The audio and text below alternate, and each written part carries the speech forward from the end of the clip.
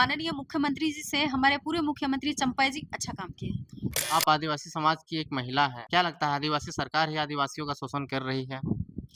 हाँ, वो बस इस स्वार्थ से जस्ट आया है कि टिकट मिले इस वजह से वो जुड़ रहा है। क्योंकि आप जानते हैं अनिल जी कि जेएलकेएम जो वो अभी एक शिशु है और इसको हम लोग को स्थापित करना है और स्थापित करने के लिए हम लोगों को जातीयता से ऊपर उठ के ये देखना होगा कि किस बंदे से निकलेगा। बताइए फ्रैंकली आस्किंग आप फॉर्म भरे हैं मतलब आपका भी ख्वाहिश है कि हम चुनाव लड़ेंगे। अगर आप चुनाव लड़ेंगे तो गोमिया विधानसभा के लिए क्या खास करके देंगे?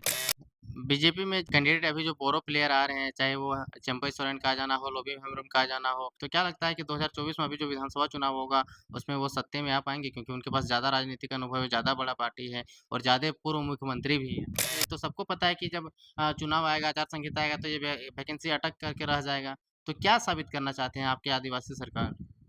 निर्भर क्यों करना चाहते हैं? हमारे यहाँ पे आईएल है, ओएनजीसी है, बड़े-बड़े पर्यटक स्थल है, टेनुघाट है, ये सब में लोगों को रोज़गार देने की संभावनाएँ घोषणा किया आपके जाए। विधानसभा से एक क्वेश्चन है, पूर्व विधायक और वर्तमान विधायक का काम आपको कैसा सत्ता पक्ष अगर कुछ लुभाने जनता को वोटर्स को लुभाने के लिए मैया सम्मान योजना वैकेंसी ला रही है, तो उस उनके अपोज़िशन में लोग पीआईएल दाखिल कर रहे हैं या फिर अपने-अपने युवा आक्रोश रैली या तरह-तरह का कार्यक्रम करके जनता को लुभाने का प्रयास कर रही है। इसी प्रकार से जेबीकेएसएस यानी जेएलकेएम भी एक नई उभरती हुई पार्टी है जो 2 साल 3 साल में एक नई पहचान बनाई है।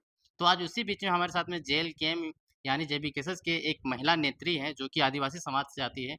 तो मैडम सबसे पहले welcome to my channel. Thank you. किस प्रकार से आप लोग क्षेत्र में घूम रहे हैं तो आप लोग पूरे झारखंड के लोगों का आप लोग जोश-खरोश पा रहे हैं।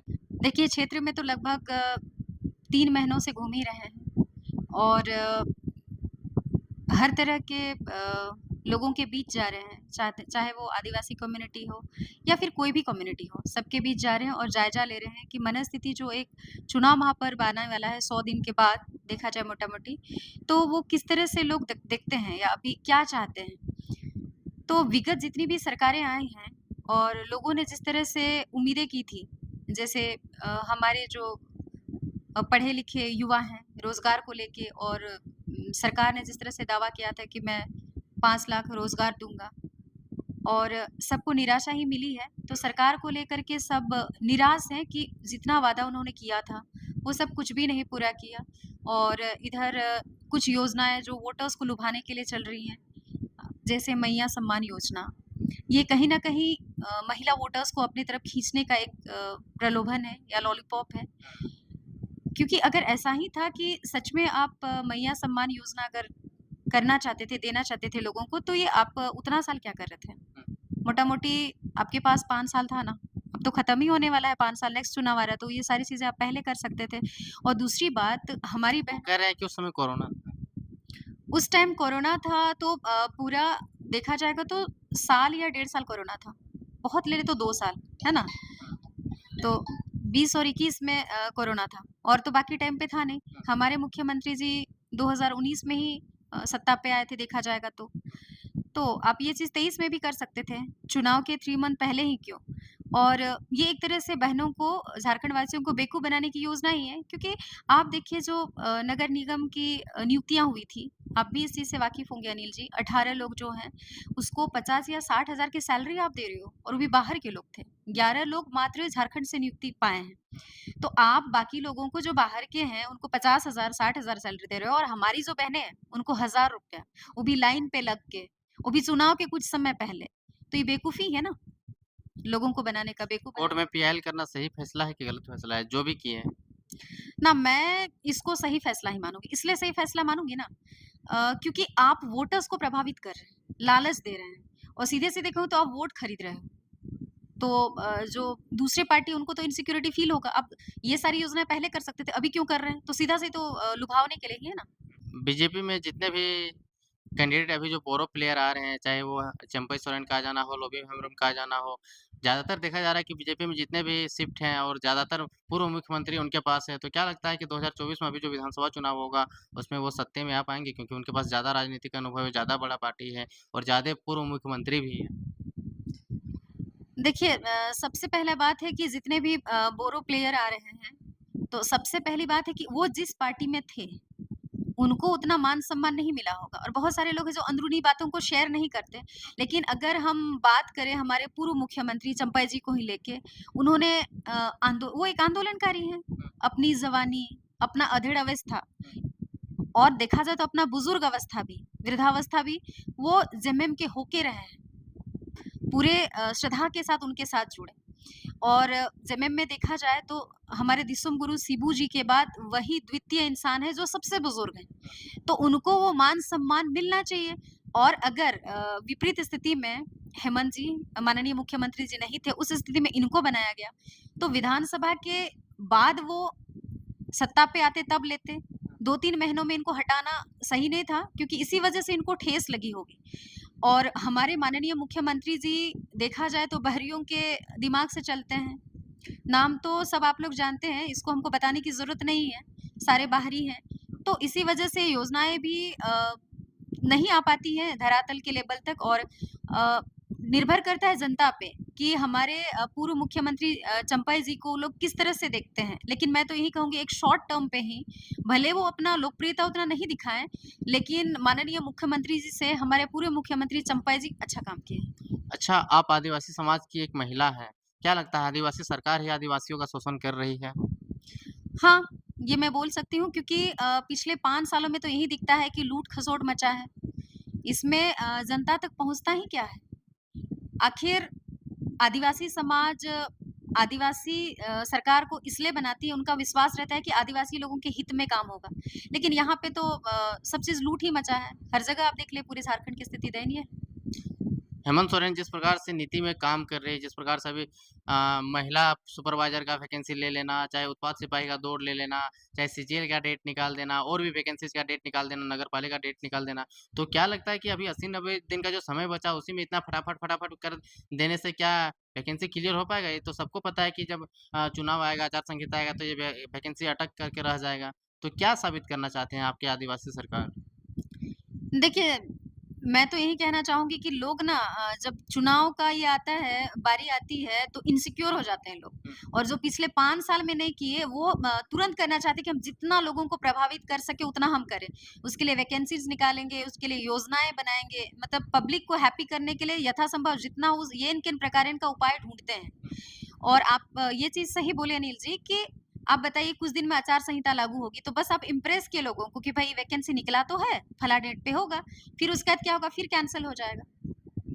तो कुछ होने जाने को तो है नहीं। जेल कैम्प के द्वारा जेल कैम्प के में जो भी प्रत्याशी फॉर्म अप्लाई किए हैं एक विधानसभा में बहुत सारे कंप्यूटर हैं, तो वे लोग तमाम लोग जो है कि अपना फील्ड में एक्टिविटी कर रहे हैं, तो क्या लगता है कि किनको टिकट मिलेगा, नहीं मिलेगा? मिल जाने के बाद में लोगों का जो संबंध है, आंतरिक संबंध है, वो जो कैंडिडेट अप्लाई किए हैं, उनका संबंध क्या खराब हो जाएगा या एक साथ मजबूती से लड़ेंगे चुनाव?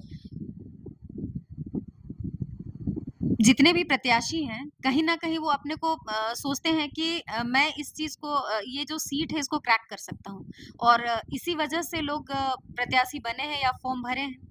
लेकिन मैं एक चीज़ कहना चाहूँगी जेएल कैम्प जो है उसमें कितने सारे युवा जुड़े और बिना किसी स्वार्थ के जुड़े हैं। अपने पॉकेट से खर्चा-खर्चा करके संगठन को बड़ा किए हैं। बहुत सारे लोग हैं जो शायद लोन भी निकाल कर के इन्वेस्ट किए थे कि भाई हमारी पार्टी बड़ी हो, लोगों को हम किस तरह से जोड़ें। तो जो भी आदमी ये सोचता हो पार्टी के हित में इसको खड़ा करने के लिए सोचता हो, वो हमेशा यही सोचेगा कि भाई हम लोग जितना भी प्रत्याशी भरे हैं, उसमें से देखिए एक प्रोटोकॉल होता है कि भाई कौन निकालेगा सीट, जितने लोग हम लोग 10, 12, 13, 25, 30 भरे हैं एक विधानसभा से तो उसमें निकाल पाएगा कौन सीट? तो सबसे पहले उसमें है जितनी हमारी कोर कमिटी वाले लोग हैं, जिला कमिटी वाले लोग हैं, प्रखंड की कमिटी है या जो हमारे सुप्रीमो हैं, तो सबसे पहले तो लोग एनालिसिस करेंगे भाई समीकरण जातिगत समीकरण पे बंदा फिट बैठता है कि नहीं या प्रत्याशी फिट बैठता है कि नहीं। जितना भी उस विधानसभा में प्रखंड है, जितने भी प्रखंड है उसमें उनकी लोकप्रियता कैसी है? क्या वो जनसेवा करता है या नहीं? हितैषी है कि नहीं पब्लिक का? और या तो वो बस इस स्वार्थ से जस्ट आया है कि टिकट मिले इस वजह से वो जुड़ रहा है।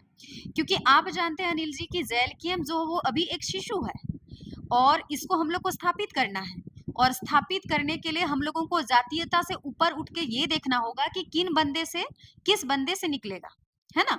उसमें भले भले जाति कोई भी जाति बहुल क्यों ना हो, लेकिन समीकरण ऐसा हो, राजनीतिक दांव-पेच ऐसा देखा जाए कि भाई फलाँ को देने से इससे सीट निकलेगा क्योंकि कुछ सीट अगर सुप्रीमो या गिने-चुने कुछ लोग अगर उस जगह पे जाते हैं, तो फिर हमारे जो सुप्रीमो लक्ष्य है। हाँ लक्ष्य से ये हो जाएँगे ना, नीचे हो जाएँगे और हमारे सुप्रीमो फिर बनेंगे कैसे मुख्यमंत्री? और दूसरा चीज़ आप फिर मुझसे पूछे अनिल जी कि अगर किसी पर्टिकुलर इंसान को फिर मिलता है क्योंकि प्रत्याशी उतने हैं, उसमें से किसी एक इंसान को मिलता है तो उन लोगों के बीच रिश्ते जो खराब हो सकते हैं। लेकिन देखिए, जो पार्टी का हितैषी है, हुँ, हुँ, वो बुरा नहीं मानेगा। हुँ। क्यों बुरा मानेगा? क्योंकि वो चाहेगा कि भाई सीट निकलना चाहिए। अगर वो आपसे निकलता है, तो पार्टी आपको दे सीट, टिकट सॉरी और अगर मुझसे निकलता है, तो मुझे दे, एबिलिटी पे देना चाहिए। एबिलिटी पे देना चाहिए। आप ये बताइए फ्रैंकली आस्किंग कि आप फॉर्म भरे हैं मतलब आपका भी ख्वाहिश है कि हम चुनाव लड़ेंगे। अगर आप चुनाव लड़ेंगे तो गोमिया विधानसभा के लिए क्या ख़ास करके देंगे? अभी तो जैसे फील्ड में मैं घूम ही रही हूँ देख ही रही हूँ कि क्या समस्या है, क्या नहीं है। तो मैं एक चीज़ देखी कि पेयजल, पेयजल का सबको बहुत परेशानी है। दूर कुआँ है या कुछ लोग झरना से भी लेते हैं। हुँ, हुँ। तो पेयजल को मैं ज़्यादा फ़ोकस कर रही हूँ कि गाँव-गाँव मिले साफ तो पानी। लंबोदर साहब तो गाँव-गाँव में बड़े-बड़े पाइप घुसा दिए हैं। अब देखिए करोड़ों का योजना है। तो हो सकता है कि वो खाना-पूर्ति हो क्योंकि मैं गाँव का नाम लेके आपको बोल सकती हूँ अनिल जी कि नहीं पहुँचा है। तो योजना मतलब अंडर कंस्ट्रक्शन है। अंडर कंस्ट्रक्शन है या फिर होगा कि नहीं होगा वो भगवान जाने लेकिन लोगों तक नहीं पहुँचा है। तो आखिर मैं क्षेत्र में घूम रही हूँ तो पेयजल की समस्या मेरे तक आई है तभी ना, कोई तो किसी ने तो हमसे कहा नहीं। वहाँ की बहनें बोलती दीदी हम लोग बहुत दूर-दूर से लेकर के आते हैं ढो-ढो करके। हुँ, तो हुँ। इस बारे में आप देखिएगा प्लीज़। तो फिर कहीं-कहीं पे एकदम गड्ढे-गड्ढे कहीं पे क्या अनिल जी इधर बगले से आ रहे थे आप लोग के रोड तरफ से, अच्छा, अच्छा। तो उधर भी खूब गड्ढे थे। क्या देखें रोड नहीं बना हुआ, तो बोल रहे हैं हम अरबों रुपया का रोड बना दिए हैं। कहाँ रोड है? केंद्र सरकार से ला करके बना दिए हैं। मुझे तो नहीं दिखा, आपको दिखता है क्या? वो तो आप लोग बताएँगे ज़्यादा क्षेत्र में घूम रहे नहीं, हैं। नहीं, नहीं, तो मुझे तो नहीं दिख रहा है। बहुत दिक्कत होता है, कहीं क्या लगता है कि गाड़ी ही मेरी पलट ना जाए या डैमेज ना हो जाए, बहुत ज़्यादा है। ये मैं ऐसा स्थिति आज़ादी का 70 साल हो गया, आज भी रोड के लिए तरस रहे हैं लोग। देखिए, जो पगडंडियाँ गाँव से होके गुज़रती हैं, उसमें तो ये हाल है। मेन रोड में तो है भई, रोड है। लेकिन जैसे हम गाँव को लेकर के ये करते हैं, तो बहुत सारे गाँव में अभी तक नहीं है। पगडंडिया जैसे भी लगता है, आधा गड्ढा है, आधा कुछ है रोड। नेक्स्ट क्या करेंगे? नेक्स्ट तो जैसे जितना पंचायत लेवल के जैसे आप बोले कि आप क्या करना चाहेंगी?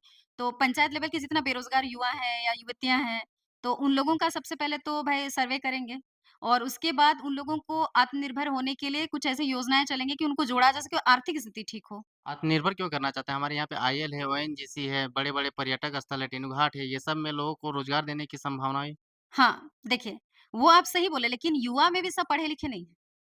सब पढ़े-लिखे नहीं, कुछ हैं स्किल्ड लोगों के लिए।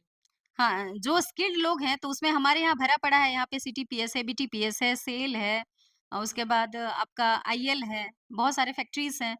तो फिर हम उनके बेरोज़गारी अगर है तो हक और अधिकार का लड़ाई करेंगे। भई बेरोज़गारी हमारे लोगों को मिलना चाहिए, किस आधार पे आप बहरिया लोगों को इतना ये कर रहे हैं? लड़ेंगे इस चीज़ को लेकर के। आप महिला हैं, महिला के लिए क्या आइडिया है आपके पास? देखिए, सबसे पहले महिला को भी मैं आत्मनिर्भर ही बनाना चाहूँगी क्योंकि ऐसा होता है ना कि हमारी महिला बहनें जो हैं तो मैक्सिमम क्या होता है कि चूड़ी, बिंदी या श्रृंगार की चीज़ों के लिए कि अपने हस्बैंड की भाई ए जी दीजिए ना, हमको मार्केट जाना है।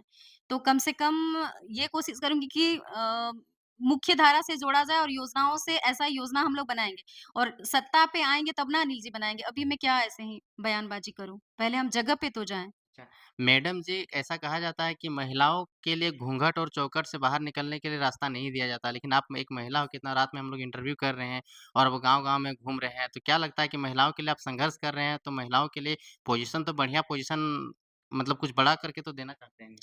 हाँ, बिल्कुल। मैं इस मिथ को तोड़ना चाहती हूँ कि महिलाएँ बस घूँघट के अंदर ही रहें या महिलाएँ बस चौखट के अंदर ही रहें। क्योंकि आप एक चीज़ जानते हैं अनिल जी कि जो अगर एक महिला पढ़ती है ना, तो पूरा परिवार पढ़ता है और अगर एक पुरुष पढ़ता है ना, तो बस एक पुरुष पढ़ता है। क्योंकि इसी तरह से महिला अगर राजनीति में प्रवेश करती है, तो अपने हक, अधिकार और महिलाओं का जैसे अभी आप देख रहे हैं कि कितना ज़्यादा शोषण हो रहा है, बलात्कार हो रहे हैं, असुरक्षित हैं। तो एक महिला अगर बाहर निकलती है और बाकी बहनों को भी अपना हक, अधिकार समझाती हैं, पहचानती हैं, तो साथ में लड़ा जा सकता है और लिया जा सकता है। अच्छा, ये तो आपने आपके विधानसभा क्षेत्र के अंदर की बात कर लिया। अगर आप आपके विधानसभा क्षेत्र से पूरे झारखंड में जाते हैं, तो पूरे झारखंड में आप अपने पार्टी को कहाँ पर पाते हैं? क्या रिज़ल्ट में स्थिति किस परिणाम में की स्थिति में पाएँगे? देखिए, जेएलकेएम को लेकर के लोगों की आँखों में सपने हैं और उम्मीदें हैं हुँ। और ये हमारे सुप्रीमो और कोर कमिटी के मेंबर्स से सबसे रिक्वेस्ट रहेगा कि सुप्रीमो सर और हमारे जितने कोर कमिटी के मेंबर हैं, इस चीज़ पे ध्यान दें कि हम अभी बहुत सोच समझ के कदम लेना है क्योंकि लोगों की आँखों में एक सपना है और आशा है कि ये पार्टी अगर आती है सत्ता पे, सब आपको चाहते हैं, तो ऐसा कुछ इंसान लोग को ऐसे जितने भी ऐसे लोगों को चुने जो सीट निकाले और तभी योजनाएँ जो वो धरातल पे उतरेंगी और लोगों को अपना हक मिलेगा। तो सोच समझ के प्रत्याशी को वहीं टिकट का घोषणा किया आपके जाए। विधानसभा से एक क्वेश्चन है, पूर्व विधायक और वर्तमान विधायक का काम आपको कैसा लगता है? अ, पूर्व विधायक और वर्तमान विधायक जो हैं, वो लोग बस खाना-पूर्ति ही करते हैं क्योंकि कोई हैप्पी नहीं है क्षेत्र में। जो वर्तमान के हैं उसके भी दर्जा प्राप्त मंत्री हैं सायरन लेके घूमते हैं। दर्जा प्राप्त मंत्री होने से क्या होता है, अगर आपके वो लोग जो आपको विश्वास के साथ वोट दिए, वो खुश ही नहीं है तो अनिल जी, उन्होंने जो सपने देखे थे या जो सोचे थे वो फलित नहीं हुआ, इसलिए वो अब खुश नहीं है और नहीं चाहते हैं उनको। क्षेत्र से मुझे यही रिपोर्ट है। वर्तमान विधायक के बारे क्या कहेंगे? वर्तमान विधायक में भी जो हैं हमारे उनका भी मैं क्षेत्र पे जैसे अलग-अलग जगह पे जा रही हूँ, लोगों से उनके जो सपोर्टर रहे हैं और दिल से उनको चाहे और खूब साथ दिए हैं, उनका भी कहना है कि हम लोगों को बहुत उम्मीदें थी दीदी, खुल के तो बोलेंगे नहीं, लेकिन हम लोग हताश हैं, निराश हैं और हम लोग जेल कैंप के साथ जुड़ना चाहते हैं, आपके साथ जुड़ना चाहते हैं। मैडम अंत में आप क्या मैसेज देना चाहेंगे? देखिए, अंत में मैं सारे झारखंड वासियों को यही मैसेज देना चाहूँगी कि एक मौका है, जेल कैंप एक आवाज़ बन के, एक सपना बन के, एक आस बन के उठी है। आप सबका साथ चाहिए मुर्गी, भेड़ा, खस्सी, दारू, मुर्गा ये सब में बिकिए नहीं। आप सभी भाइयों से, चाचा लोगों से, दादा लोगों से आग्रह है। अगर आप खाते हैं, पीते हैं, इट्स ओके कोई दिक्कत नहीं है। लेकिन वोट उसी को दीजिए जो आपके हक अधिकार के लिए लड़े और सारी योजनाओं को आप आपके घर, आपके दरवाजे तक लाए। और आज जेल के हम और जो सुप्रीमो है, वो आप लोगों के लिए और हम सारे लोग लगे हुए हैं। तो इस बार आप सबसे रिक्वेस्ट है कि हम लोगों को जगह पे पहुँचाइए ताकि हम लोग अपने झारखंड को बचा सकें। जी, समय देने के लिए धन्यवाद। जोहार।